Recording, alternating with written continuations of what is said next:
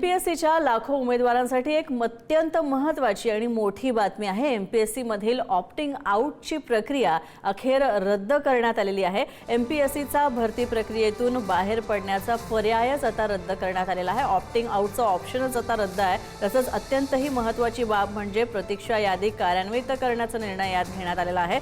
सारख्याच पदांसाठी जर पसंती दिला तर कुठल्याही प्रकारचा विचार या संदर्भात केला जाणार नाही असं सुद्धा समजतंय।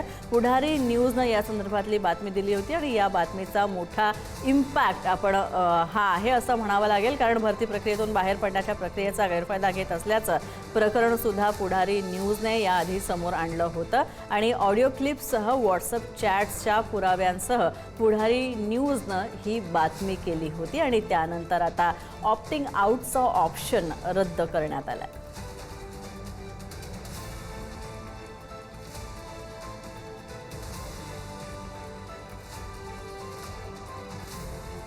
तर याच संदर्भात एमपीएससीची पूर्वतयारी करणारा विद्यार्थी रवी कराडे यांना काय प्रतिक्रिया दिली होती पुढारी न्यूजला, ऐकूया।